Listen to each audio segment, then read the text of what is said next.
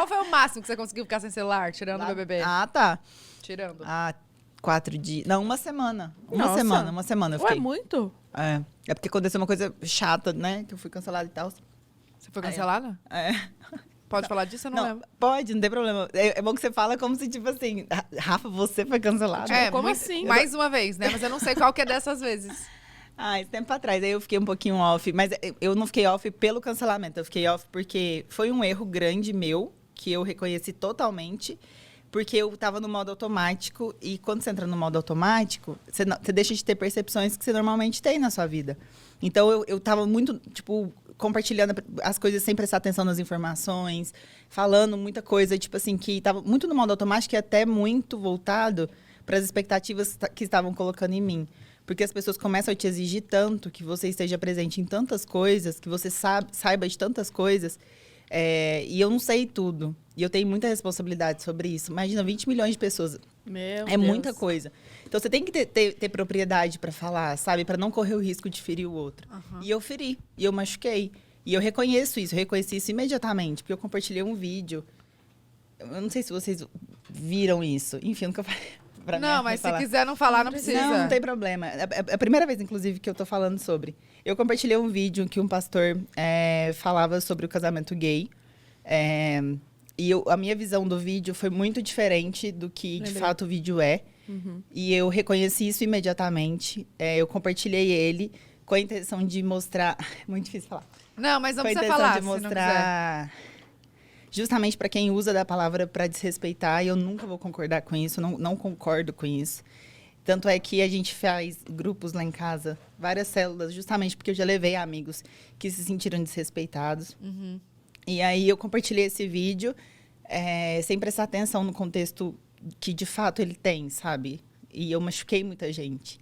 E eu reconheço isso, eu reconheci isso imediatamente. Eu lembro que na hora que eu postei, meus amigos me ligaram.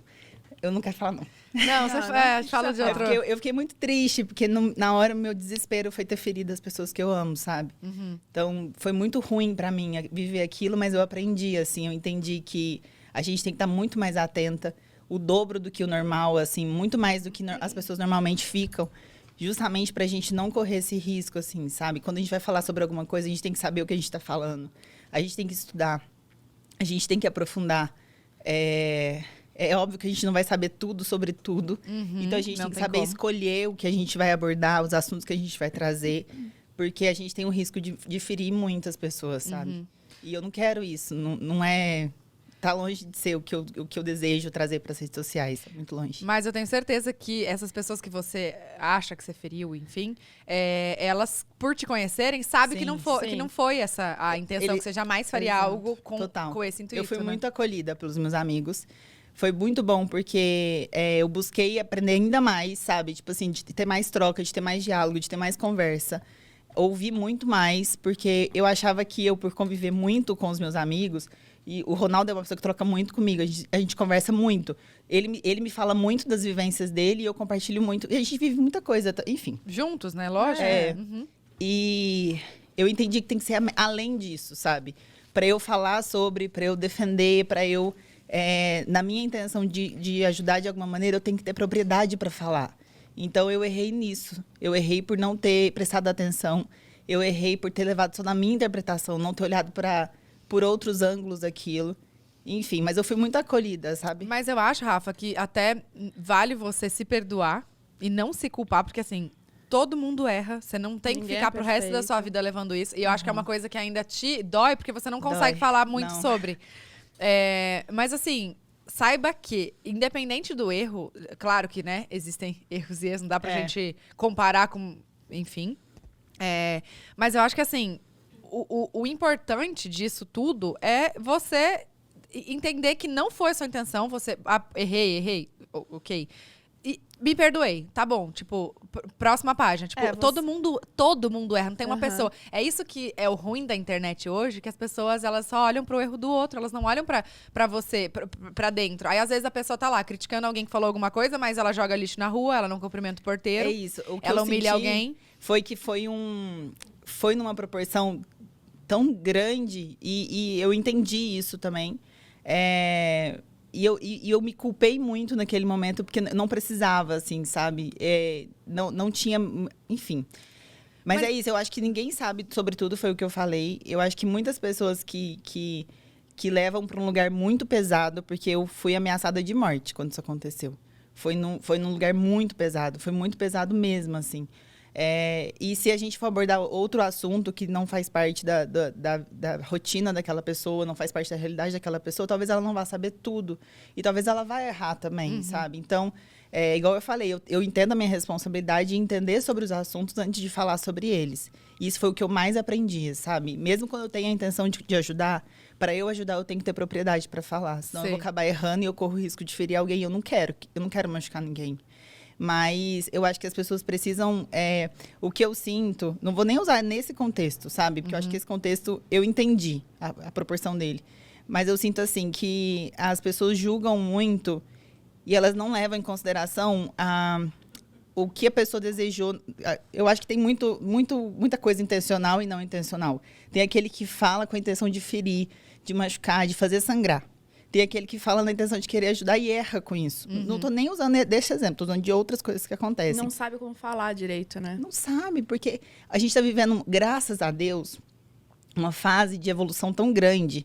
A gente está vivendo agora, igual a gente estava falando, eu acho que estar em casa, estar conectado o tempo todo na internet, nos deu o lado bom de debater mais, de falar mais, de aprender mais. Eu acho que a gente vai sair disso, que a gente está vivendo agora, aprendendo, sabendo coisas que a gente não sabia antes de começar a pandemia. E a gente tem que entender que eu até falei isso ontem nos stories, que o processo de conhecimento é muito individual. Está muito dentro da vivência de cada um. E não tem como eu querer que vocês saibam a mesma coisa que eu, como eu não vou saber as mesmas coisas que vocês. E graças a Deus, porque somos únicos. Cada pessoa cada um é um. E assim, que chato seria se todos soubessem iguais. Tudo e fossem, né? Claro que é conhecimento sempre bom saber. Eu penso igual a você também, que acho que também já errei muito. E acho que hoje eu só entro num assunto quando eu domino ele 100%. Então, por exemplo, política... Eu não domino 100%. Eu tento pesquisar sempre, mas eu não vou entrar neste... Claro que a gente tá num momento que... Puta que pariu.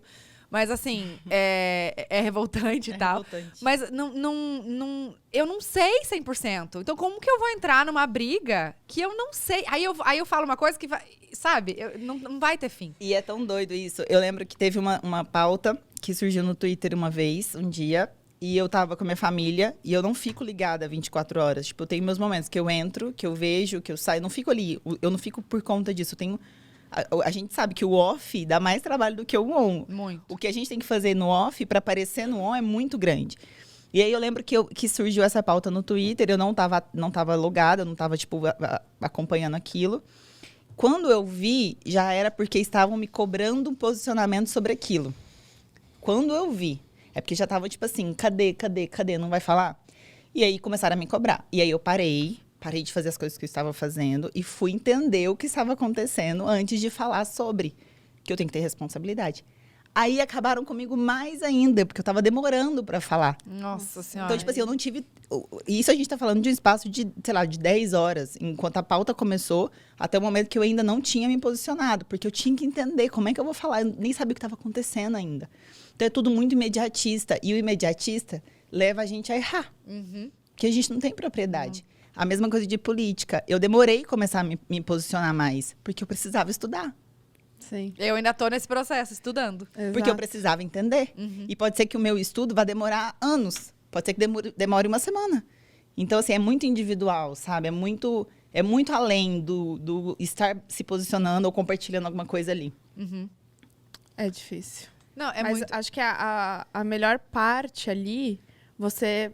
Não digamos que é a melhor parte. Uma das melhores partes você já fez, que é entender o erro, saber onde foi que errou, ter essa consciência, mas falta uma segunda parte ali, que é se perdoar, que foi o que a Tatá falou. Você tem que se perdoar, tem que se libertar disso, sabe? Desse peso, assim, que tá em você, porque realmente eu acho que falar sobre isso agora já é um ato muito grande pra mim. Já é um passo muito grande. Porque eu nunca mais falei sobre... Porque tem outra questão na internet também, que você meio que perde o direito de pedir desculpas. Quando você pede desculpas, te criticam tanto quanto. Ou quando você reconhece, fala que você está reconhecendo porque você foi apontada. Ou quando você fala e tenta se explicar, é injustificável. Então, meio que você tem que passar por aquilo e vão te apedrejar, e você tem que passar por aquilo e você tem que guardar aquilo pra você. Então, pra mim, já tá sendo muito libertador falar sobre, sabe? É a primeira vez que eu tô parando pra falar. Foi você que falou, não foi? Que até você se cala muito, porque quanto mais você fala, mais jogam pedras e mais... maior é a proporção que aquilo toma. Eu também, várias vezes eu escolho, tipo, me calar, porque você vai adiantar? Não vai. Não adianta, então eu fico, gente, deixa, sabe? Porque eu sei da minha intenção, eu sei o que eu fiz e tal. Mas a gente vê muita gente se calando porque pessoas, no caso, que estão desse lado da internet, sim, igual a gente, se calando por assim, fala, e aí vem alguém e depois refala, e aí fala, e vai virando uma bola de neve gigantesca, que não tem controle. Então, as pessoas já estão num nível que, assim, já e não elas fala querem, mais, sabe? Tem pessoas que querem. Elas querem que... Elas esperam pelo seu erro. Elas esperam que você faça algo e aquilo vai repercutir pra sempre, assim, gente, sabe? Que nem sempre vão... Essa matéria que saiu no Fantástico dos haters, mano, eu li, né? Eles me colocaram pra ler. É triste. Foi triste. Foi triste. Como foi o convite dessa entrevista? Não, eles entraram em contato perguntando se eu topava fazer. Eu falei que sim, porque eu acho que a gente tem que falar sobre isso, porque não pode normalizar esses ataques, essa maldade louca que tá na internet. E a gente viu isso claramente, que as pessoas querem, elas sentem prazer em fazer isso. Como é que você sente prazer em ferir o outro gratuitamente, principalmente gratuitamente? Eu não consigo entender. Eu também não consigo entender. E nem aceitar. Tipo, é aquela coisa, eu não entendo, mas aceito? Não, eu não entendo e não aceito. Não... E aí, eles entraram em contato e falaram que era pra eu ler alguns tweets, algumas coisas, algumas críticas e gravar lendo aquilo. Gente, o Ronaldo tava do meu lado, o Ronaldo começou a chorar. Tem esse vídeo até. Essas críticas foram diretamente pra vocês? Pra mim. Ou pegaram aleatório? Não, foram haters meus que mandaram. Eu li umas 5, acredito que a Luísa, a Preta Gil, a Sol também. Então, e tem que ser falado, sabe? Eu fiquei muito feliz de ver a matéria. Eu fiquei muito feliz que tá trazendo isso e tá mostrando que, de fato, é uma loucura que tá acontecendo e que tem pessoas que estão dispostas e disponíveis só para jogar a maldade na internet.